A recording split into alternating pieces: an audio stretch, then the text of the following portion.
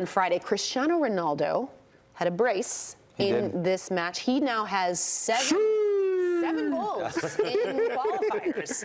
And it's interesting because, you know, I think his future with the Portugal national team was not in question, but it was kind of like, what is his role going to be? How important is he going to be? But Charlie, he is still scoring goals at an incredible rate. You know, has his position within the team changed?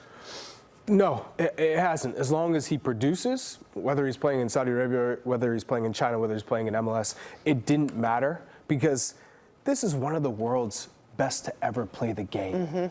So you give him chances, he's finished. He's going to finish. You saw at Manchester United, even though he's not moving like he used to, doesn't have the pace that he used to, he was still scoring goals. He was playing Man United on his back that first season.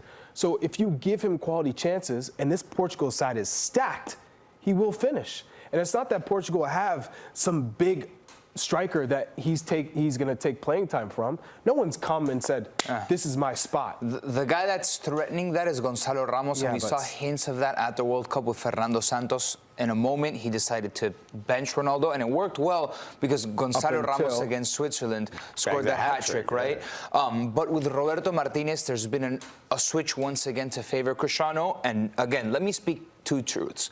The fact that he played like he did the other day, the man of the match performance with such an incredible supporting cast, it speaks to the longevity of Cristiano Ronaldo, and to put up the numbers and to possibly be now the only person to play in 6 different Euros, it speaks volume to the incredible athlete that he is.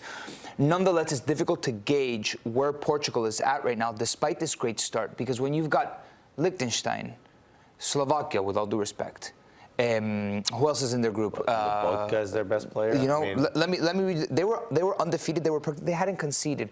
Luxembourg, Bosnia, Iceland, Liechtenstein. Like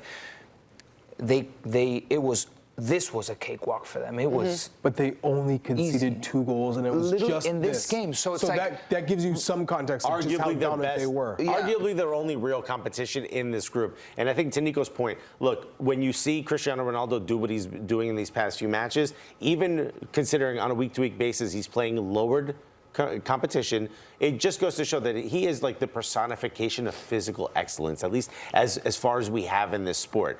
That said, is when do you make that change? When someone steps up. I get that. But there will be, when you do get into the Euros, you will not be playing the likes of Liechtenstein, which, if we're being honest, is a small city. We're not going to be playing the likes of Iceland. You're not going to be playing the likes of some of these competitions. You're going to be playing some serious competition. And at what moment will you maybe even have to make that change? Because maybe Ronaldo holds on and he can continue to play at this level, especially when it comes to these Euros. Maybe this is sort of the end of that. But when that moment comes, it's going to be a really tough decision because he's playing well. But there will need, I mean, that's a really good supporting cast he has around him that can do it on their own. When will that change have to come, and who will step up? Well, you don't need to think about that at the moment.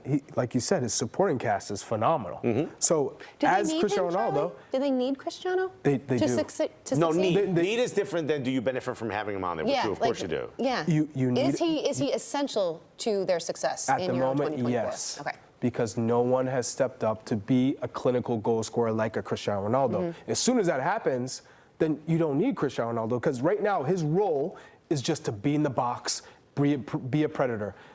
Nothing else. Allow everyone else to make the game. Like a Bruno Fernandes. There was, for a long period of time, those two jostling for power. Those two jostling for importance and influence in the match. Which is stupid because they need each other. Yes. Yeah. But I think now you're starting to see everyone understanding their roles, and that comes from Roberto Martinez. Making sure everyone is good and crystal clear with his direction and his guidance, and now we're seeing the benefit of having a top manager like Roberto Martinez. Just to clarify on what we were talking about between Gonzalo Ramos or Cristiano Ronaldo, they both started in the last game against Slovakia. So it's like, okay, your guys that are going to give you the numbers are both playing. Roberto Martinez has figured out a way for both of them to play. So what's our conclusion? Do you think, we don't know. Are they a favorite in Euro 2024? With the quality that they have all around, it's like every single position. They are 1,000% stacked. They're so good. Line per line, player per player, they have to be a candidate with the quality that they have. Yeah. Charlie? I would say this is the best Portuguese side that I've seen in my Wow. lifetime. Really? In my lifetime, absolutely. Yeah. The depth that they have. Better than 2004? This is the best Portuguese side I've seen in my lifetime. Fair. Wow. I would agree. I think they're definitely one of the top teams. I still think England has a slight edge over them talent-wise. France? Yeah, You don't think France? Of course. Oh, okay. Yeah. Of course, yeah. But this is a top team. This is a great team. From top to bottom. And they're fun to watch. It's going to be fun. 2024.